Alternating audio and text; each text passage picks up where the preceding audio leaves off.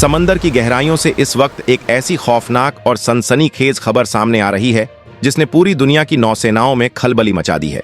दावा किया जा रहा है कि अमेरिका के 2500 मरीन कमांडोज और जंगी जहाजों के एक विशाल बेड़े ने भारत के सबसे ताकतवर एयरक्राफ्ट कैरियर INS विक्रांत को हॉर्मुज के पास चारों तरफ से घेर लिया है। आखिर अचानक ऐसा क्या हुआ कि अमेरिका ने भारत के इस अजेय युद्धपोत के सामने अपनी इतनी भारी फौज खड़ी कर दी? क्या सच में अमेरिका ने हमारी नौसेना को कोई सीधी और खुली धमकी दी है, या फिर समंदर के इस सबसे व्यस्त और खतरनाक चौक पॉइंट पर कोई भयंकर युद्ध शुरू होने वाला है? आज के इस एक्सक्लूसिव वीडियो में हम भारतीय नौसेना और अमेरिकी मरीन के बीच टकराव के इस सबसे बड़े और खौफनाक दावे का पूरा कच्चा चिट्ठा डिकोड करेंगे। तो चलिए बिना किसी देरी के समंदर के इस गहरे राज से पर्दा उठाते हैं। लेकिन आगे बढ़ने से पहले कमेंट्स में जरूर बताएं कि आप हमारी यह कड़क रिपोर्ट किस राज्य या शहर से देख रहे हैं। इस पूरे विवाद और दावों की गहराई में जाने से पहले हमारे लिए यह समझना बहुत जरूरी है कि जिस INS विक्रांत को घेरने की बात इंटरनेट पर आग की तरह फैल रही है, वो आखिर चीज क्या है। INS विक्रांत कोई आम पानी का जहाज नहीं है। ये समंदर में तैरता हुआ भारत का एक पूरा का पूरा मिलिट्री बेस है, एक तैरता हुआ शहर है। 40,000 टन से ज्यादा वजनी इस एयरक्राफ्ट कैरियर को पूरी तरह से भारत में ही डिजाइन और बनाया गया है। यह मेक इन इंडिया की सबसे बड़ी और सबसे खतरनाक मिसाल है। जरा कल्पना कीजिए, 2 बड़े फुटबॉल मैदानों के बराबर लंबा यह जहाज जब समंदर की लहरों को चीरता हुआ आगे बढ़ता है तो दुश्मनों के रडार में खौफ पैदा हो जाता है। इसके अंदर 14 डेक हैं और 2300 से ज्यादा डिब्बे बने हुए हैं, जिनमें भारतीय नौसेना के लगभग 1600 जांबाज नौसैनिक हर वक्त तैनात रहते हैं। विक्रांत सिर्फ एक जहाज नहीं बल्कि अपने आप में एक हथियारों का जखीरा है। इसके फ्लाइट डेक पर एक साथ 30 फाइटर जेट्स और हेलीकॉप्टर्स तैनात रह सकते हैं। जब इसके डेक से MiG-29 के जैसे खतरनाक फाइटर जेट्स और कामोव हेलीकॉप्टर्स उड़ान भरते हैं तो वो आसमान से मौत बरसाने की ताकत रखते हैं। इसके अलावा विक्रांत की सुरक्षा के लिए इस पर बराक 8 जैसी घातक सरफेस टू एयर मिसाइलें लगी हुई हैं, जो किसी भी दुश्मन के फाइटर जेट या ड्रोन को मीलों दूर हवा में ही राख कर सकती हैं। यह जहाज आधुनिक रडार सिस्टम और इलेक्ट्रॉनिक वॉरफेयर सूट से लैस है, जिसका मतलब है कि दुश्मन की कोई भी मिसाइल या पनडुब्बी विक्रांत के आसपास भटक भी नहीं सकती। भारतीय नौसेना का यह अजेय योद्धा अरब सागर से लेकर हिंद महासागर तक भारत की समुद्री सीमाओं की रखवाली करता है।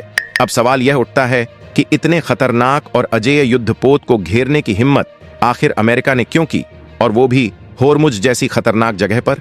इस पूरे बवाल का दूसरा सबसे बड़ा केंद्र है होर्मुज जलडमरू मध्य। जो लोग इंटरनेशनल न्यूज और जियोपॉलिटिक्स को करीब से फॉलो करते हैं वो जानते हैं कि होर्मुज दुनिया का सबसे बड़ा चौक पॉइंट है। यह एक बहुत ही पतला सा समुद्री रास्ता है जो ओमान की खाड़ी को फारस की खाड़ी से जोड़ता है।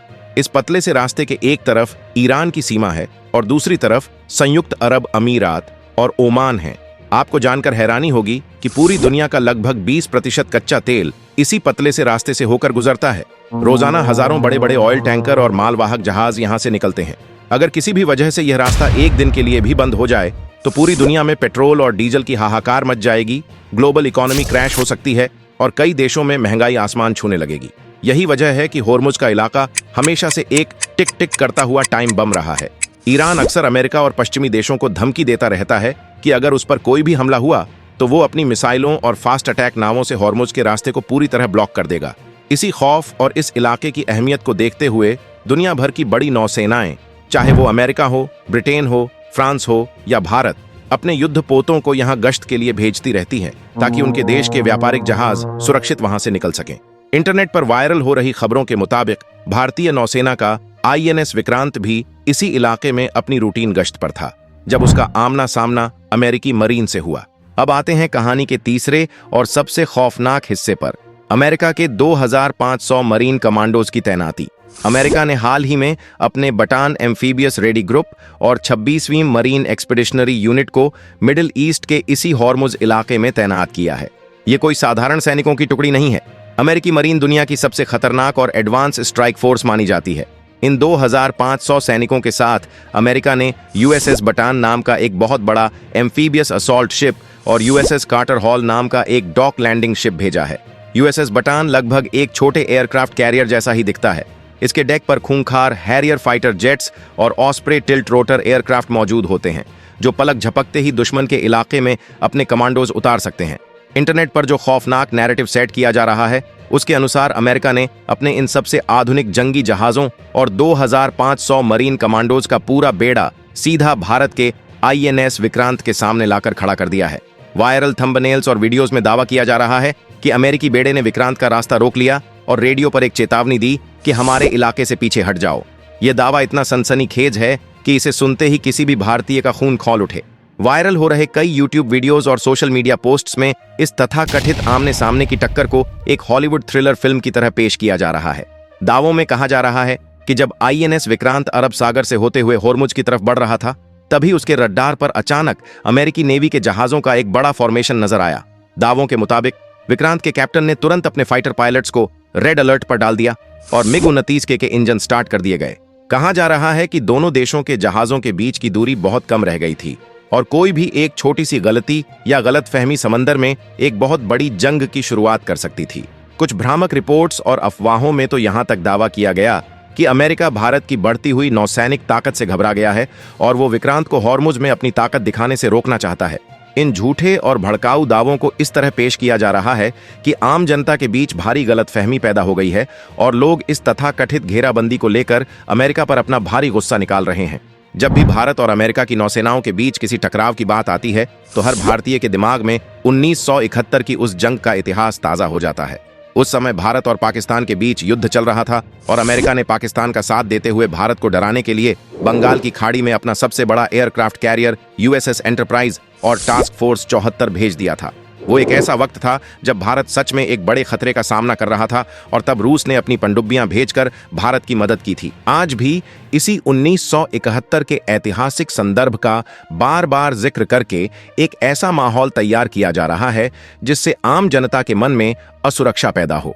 इस तरह के दावों के जरिए यह धारणा बनाने की कोशिश की जा रही है कि अमेरिका आज भी भारत को उसी पुराने अंदाज में दबाना चाहता है।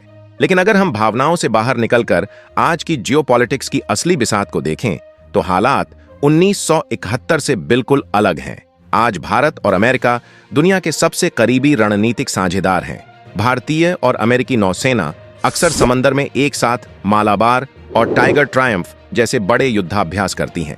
ऐसे में अचानक से एक दूसरे के एयरक्राफ्ट कैरियर्स को घेर लेना कूटनीतिक रूप से बिल्कुल बेतुका लगता है। यह पूरा मामला सिर्फ नौसेनाओं तक सीमित नहीं है, बल्कि यह एक बहुत बड़ी समस्या का हिस्सा है जिसे इंफॉर्मेशन वॉरफेयर या भ्रामक जानकारी का खेल कहा जाता है। आज के समय में कई बार अधूरी या गलत सूचनाओं को इस तरह पेश किया जाता है कि वे लोगों की भावनाओं को प्रभावित करें और स्थिति को वास्तविकता से कहीं ज्यादा खतरनाक या सनसनीखेज बना दें। ऐसे मामलों में सच और अफवाह के बीच का फर्क समझना बेहद जरूरी हो जाता है। होता क्या है कि डिफेंस और सेना से जुड़ी खबरें आम लोगों को बहुत अट्रैक्ट करती हैं। आपको बता दें कि समंदर में कोई भी एयरक्राफ्ट कैरियर कभी भी अकेला सफर नहीं करता। जब आईएनएस विक्रांत अपनी गश्त पर निकलता है तो उसके साथ पूरा का पूरा एक कैरियर बैटल ग्रुप चलता है। इसका सीधा सा मतलब यह है कि विक्रांत के चारों तरफ कई किलोमीटर के विशाल दायरे में भारत के सबसे घातक स्टील्थ गाइडेड मिसाइल डेस्ट्रॉयर्स जैसे आईएनएस कोलकाता, आईएनएस चेन्नई या विशाखापट्टनम क्लास के जंगी जहाज, खतरनाक फ्रिगेट्स और लॉजिस्टिक्स शिप्स का एक अभेद्य और खौफनाक सुरक्षा चक्र मौजूद होता है। सिर्फ समंदर के ऊपर ही नहीं बल्कि समंदर की गहरी और काली गहराइयों में विक्रांत की सुरक्षा के लिए किलर सबमरीन्स भी खामोशी से उसके साथ साथ चलती है। आसमान की बात करें तो P-8I पोसाइडन जैसे एडवांस्ड टोही विमान लगातार मंडराते रहते हैं, जो सैकड़ों किलोमीटर दूर से ही दुश्मन की किसी भी पनडुब्बी या जहाज की आहट को भांप लेते हैं। ऐसे में किसी भी देश के लिए, चाहे वो खुद अमेरिका ही क्यों ना हो, इस पूरे बैटल ग्रुप को चकमा देकर विक्रांत को घेरना कोई बच्चों का खेल नहीं है। अगर समंदर में कोई ऐसा दुस्साहस करने की भूल भी करे तो कुछ ही सेकंड्स में मिसाइलों की ऐसी आंधी आएगी जिसे दुनिया का कोई भी डिफेंस सिस्टम रोक नहीं पाएगा। विक्रांत तक पहुंचना तो दूर, उसके सुरक्षा घेरे को भेदना ही अपने आप में एक नामुमकिन मिशन है। इसके अलावा कूटनीतिक और रणनीतिक नजरिए से भी यह दावा पूरी तरह से हास्यास्पद और बेसिर पैर का लगता है। आज हम 1971 के उस दौर में नहीं जी रहे हैं। आज भारत और अमेरिका के बीच लेमोआ, कोमकासा और बेका जैसे सबसे उच्च और संवेदनशील मिलिट्री एग्रीमेंट्स साइन हो चुके हैं। इन समझौतों का सीधा सा मतलब यह है कि दोनों देशों की नौसेनाएं समंदर में एक दूसरे के रडार डेटा, नेविगेशन और खुफिया जानकारी को रियल टाइम में शेयर करती हैं। जब दोनों देशों के फ्लीट कमांडर्स और एडमिरल एक दूसरे की हॉटलाइन पर सीधे संपर्क में रहते हैं तो अचानक से समंदर के बीचों बीच किसी हॉलीवुड एक्शन फिल्म की तरह एक दूसरे पर मिसाइलें तान लेने की बात सोचना भी कोरी बेवकूफी है। आज का उभरता हुआ ताकतवर भारत अमेरिका के लिए कोई खतरा नहीं है, बल्कि इंडो पैसिफिक क्षेत्र में चीन के ड्रैगन को नकेल पहनाने और एशिया में शक्ति संतुलन बनाए रखने के लिए अमेरिका की सबसे बड़ी जरूरत है। बिना भारत के सहयोग के अमेरिका इस क्षेत्र में अपनी चौधराहट एक दिन भी कायम नहीं रख सकता। अगर अमेरिका ने भारत के INS विक्रांत को रोकने के लिए अपनी फोर्स नहीं भेजी है, तो आखिर 2500 मरीन कमांडोज हॉर्मुज में कर क्या रहे हैं? इसका असली जवाब ईरान और समुद्री डाकुओं से जुड़ा है। पिछले कुछ सालों में हॉर्मुज जल्लड मरुमध्य और ओमान की खाड़ी के पास ईरान की नौसेना और उनके इस्लामिक रिवॉल्यूशनरी गार्ड कॉर्प्स ने कई इंटरनेशनल ऑयल टैंकरों और कमर्शियल जहाजों को जबरदस्ती रोककर उन पर कब्जा किया है। ईरान कई बार छोटे छोटे ड्रोन्स और मिसाइलों से व्यापारिक जहाजों को निशाना बना चुका है। इसके अलावा यमन के हूती विद्रोही भी अक्सर लाल सागर और अरब सागर में व्यापारिक जहाजों पर हमले करते रहते हैं। पूरी दुनिया का व्यापार इन्हीं रास्तों से चलता है। इसीलिए इन कमर्शियल जहाजों को ईरान की धमकियों और हाईजैकिंग से बचाने के लिए अमेरिका ने ऑपरेशन सेंटिनल जैसी पहल के तहत अपने ये भारी जंगी जहाज और मरीन कमांडोज वहां तैनात किए हैं। इन मरीन कमांडोज का मुख्य काम है जरूरत पड़ने पर कमर्शियल जहाजों के ऊपर सवार होकर उन्हें सुरक्षा देना और ईरान की छोटी फास्ट अटैक नावों को दूर रखना। इसका भारत की नौसेना या भारत के किसी भी युद्धपोत से रत्ती भर भी कोई लेना देना नहीं है। दूसरी तरफ हमारी भारतीय नौसेना भी अरब सागर और हिंद महासागर में पूरी शान और ताकत के साथ मौजूद है। INS विक्रांत और INS विक्रमादित्य के साथ साथ भारत के कई डिस्ट्रॉयर्स और फ्रिगेट्स लगातार समंदर में गश्त कर रहे हैं। लेकिन भारत की नौसेना वहां अमेरिका से लड़ने नहीं गई है।